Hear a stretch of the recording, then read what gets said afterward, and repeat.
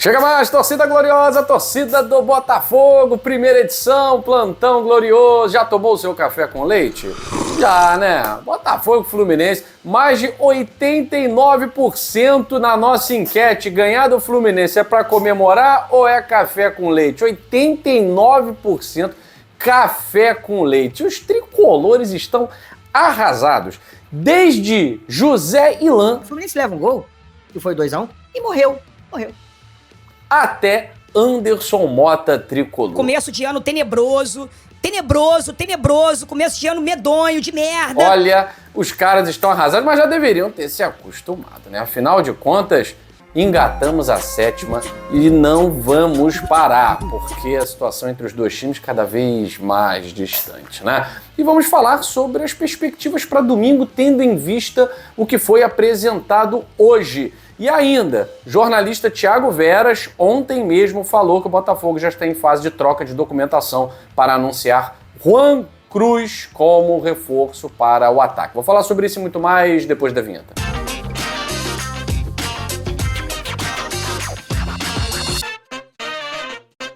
Somos mais de 123 mil inscritos aqui no GG. Nosso muito obrigado a você que está todos os dias aqui na nossa audiência. Uma audiência de qualidade, afinal de contas a família GG não para com as informações. E principalmente quando tem vitória do Fogão. Ontem a nossa live foi muito boa, o pessoal se divertiu bastante. Os flamenguistas invadiram a live porque já estão preocupados, né? Eles achavam que estão sem técnico, sem reforços.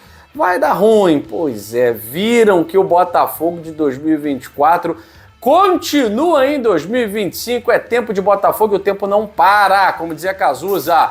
Ontem o Botafogo venceu o Fluminense na estreia do time principal do Campeonato Carioca. Já figura lá entre os melhores colocados do campeonato, já está lá no G4, mas pode e até deve perder posições nessa rodada. O Nova Iguaçu joga com lanterna, o Flamengo joga contra o Sampaio Corrêa, mas o que importa mesmo é que a equipe do Botafogo conseguiu mostrar um futebol muito semelhante com aquele que nós vimos em 2024. A começar por Igor Jesus e Savarino, com excelente partida. Igor Jesus se movimentando muito bem, figurando dentro da área, fora da área, sempre com muita qualidade, troca de passes, recepção de bola. Igor Jesus disparado aí para mim, o melhor em campo nessa vitória do Botafogo. O Savarino é o cara do jogo grande, é o cara que não treme em nenhum momento. Então foi lá, pegou a bola, fez o gol, jogou um pouco mais no meio para o Rafael Lobato fazer a ponta.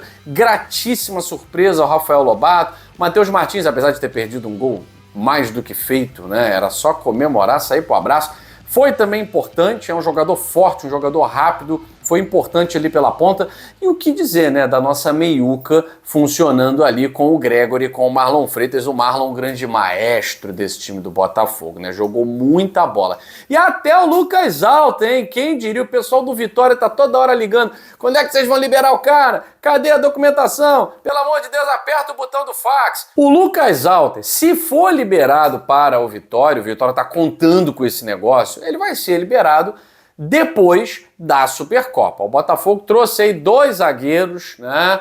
E em tese são 2 zagueiros com uma capacidade técnica melhor do que a do Lucas Alta, mas ontem o Lucas Alta mostrou que, se precisar, tô na área. Se precisar, estou na área, disponível e disposto a jogar enquanto eu estiver vestindo a camisa do Botafogo. Fez um bom jogo, um jogo muito honesto, apesar do Barbosa estar pilhado demais. Tem que lembrar, Barbosa é campeonato carioca, rapaz. Soprou a unha, leva amarelo. Então o Barbosa estava pilhadão, mas deu tudo certo no final das contas. Alex Telles também jogou demais, um primeiro tempo primoroso do Alex Telles. O Ponte não comprometeu, aliás, participou do primeiro gol ali. Aliás, que primeiro gol, né? Vocês estão vendo aí, primeiro gol do Botafogo contra o Fluminense, primoroso, realmente um primor, a troca de passes.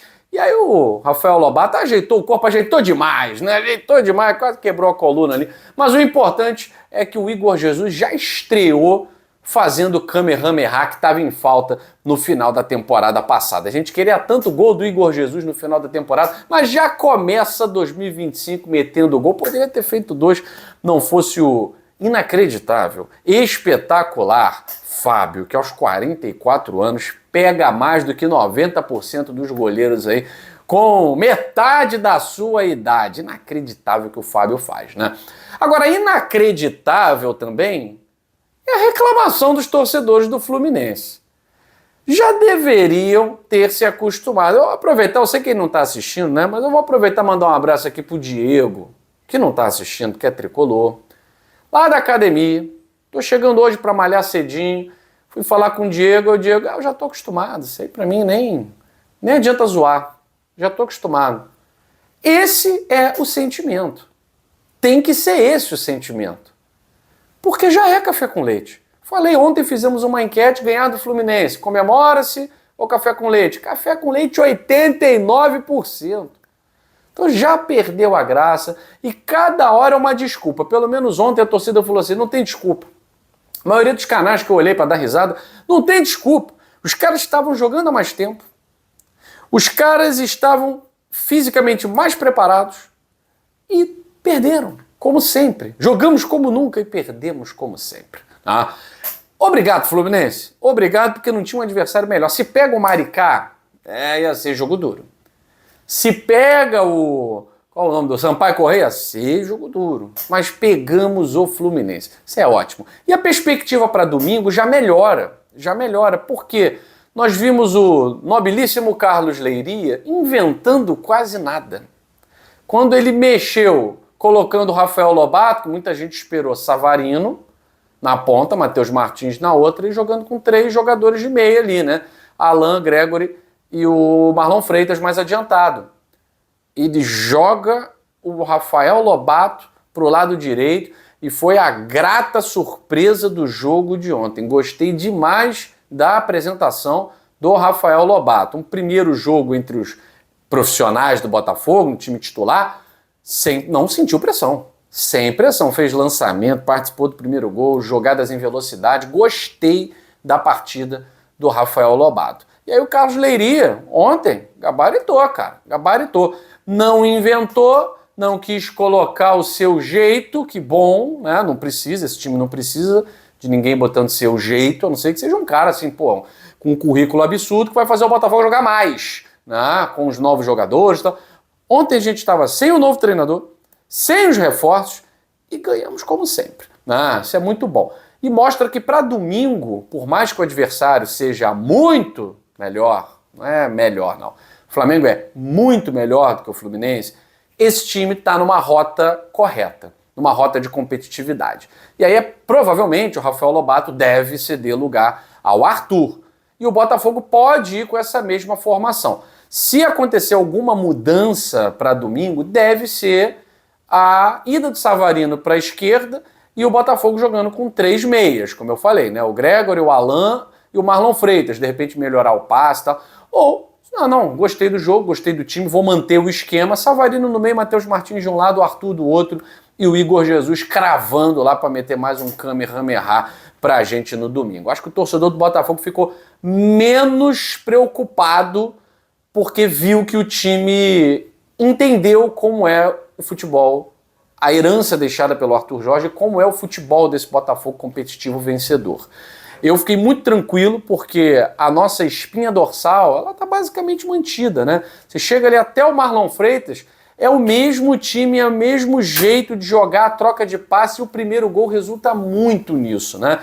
E muito boa também a capacidade de entender, tomou o gol de empate, o Botafogo entendeu, não baixou a cabeça, continuou buscando o gol e o gol nasce numa jogada de inteligência, num lançamento para a área na velocidade do Yarley. Esses lançamentos também sempre desafogam o Botafogo e aí a penalidade. O jogo poderia ter sido 2-1 bem antes dessa penalidade se o Matheus Martins não fosse tão preciosista. E poderia ter terminado 3-1 se o Fábio não fizesse uma super defesa, né? Mas voltando para o segundo gol, que você está vendo aí, pênalti cobrado pelo Savarino, muito bem cobrado, né? Savarino sabe, até falou no final do jogo, né, que o Alex Telles é o cobrador oficial, e aí fez aquela resenha ali com o Igor Jesus, deixa eu bater, cara, pegar uma moralzinha aqui e tal. Savarino bateu bem, 2-1 Botafogo, placar incontestável, que deu um alívio para o torcedor que estava desconfiado. E aí, como é que vai ser? Sem treinador, sem os reforços e tal. eu acho que o Botafogo vem bem para esse jogo contra o Flamengo. Independente do que acontecer no domingo, longe daquele Deus nos acuda, longe daquele desespero de o time tá perdido, não vai saber como jogar e tal. A gente percebeu que 2024 ainda corre nas veias desses jogadores em 2025, tá certo? E ontem o Thiago Veras, repórter da Rádio Tupi, trouxe que o Botafogo já está em fase final de troca de documentação com o Juan Cruz, atacante do Ludogorets, da Bulgária, e o scout do Botafogo revelou o motivo pelo qual o Glorioso está negociando, está acertando a contratação do Juan Cruz. É muito mais pela parte física e pela maneira como taticamente ele se encaixa nesse Botafogo com a ausência agora de Luiz Henrique, Júnior Santos. Então é um cara que tem muita força física. E esse time do Botafogo, vocês já sabem, o scout prefere jogadores fortes. A gente vê como o Igor Jesus é forte. Como o Matheus Martins, apesar da baixa estatura, ele é um jogador muito forte. Ele vem levando, ele leva a defesa, ele sabe usar o corpo para jogar. Então o Juan Cruz vem para ser uma espécie de, resguardadas as devidas proporções e a idade também, né? Vem para ser o que foi o Júnior Santos quando chegou em 2022. A aposta que o Botafogo fez no Júnior Santos para 2022. Júnior Santos era um cara que jogava na área, no Japão, fez muitos gols na segunda divisão jogando ali na área e também era um cara que vinha muito bem na velocidade e na força física pelo lado direito. O Juan Cruz vem preencher essa lacuna para composição de elenco, que isso fique bem claro, né? Tanto o Arthur quanto o Juan não são reposições à altura, por exemplo, do Luiz Henrique, mas podem ser jogadores muito importantes, tão importantes quanto os de 2024 foram, tá certo? Fechando a negociação, é claro que a gente vai trazer para vocês aqui, mas já está basicamente em fase final. Hoje pela manhã eu ouvi o Bernardo Gentili, jornalista lá do portal Fogão Net, falando que a negociação com o Bitelo esfriou. Eu sinceramente discordo desse negócio de esfriar, esquentar. Tal. A negociação, e é claro, respeito muito o Gentili, que é um jornalista gabaritado e tem as suas fontes, tá? Mas é uma negociação que está parada no momento. O que está acontecendo? O Dinamo Moscou está fazendo jogo duro para liberar o Bitelo. Eu já tinha falado isso aqui para vocês. Vai ser um jogo de paciência, essa luta aí pelo Bitelo. E sinceramente, se eu fosse o Botafogo, eu já miraria um outro nome para a posição do Thiago Almada, até porque nós perdemos Eduardo, Oscar Romero, Almada, só o Bitelo não dá jeito, né? Mas assim, eu não concordo com essa coisa. Esquentou, esfriou. A negociação tá fria, mas ela tá acontecendo. O Botafogo não desistiu da negociação. E o Bitelo não desistiu de sair. E o Dinamo sabe que tem uma proposta do Botafogo por um jogador que não quer ficar. Então, assim, tudo converge para que o Bitelo saia do Dinamo e venha para o Botafogo. Só que é um jogo de paciência. A dúvida é, não sei até que ponto o Botafogo vai ter paciência. E aí ficou essa questão aí da entrada e tal. Realmente, 10 milhões de euros de entrada é bem complicado. O cara está sendo vendido a 18, né? O Botafogo nunca fez isso em todas as compras que realizou. Já dá mais da metade na entrada. O Botafogo nunca fez isso.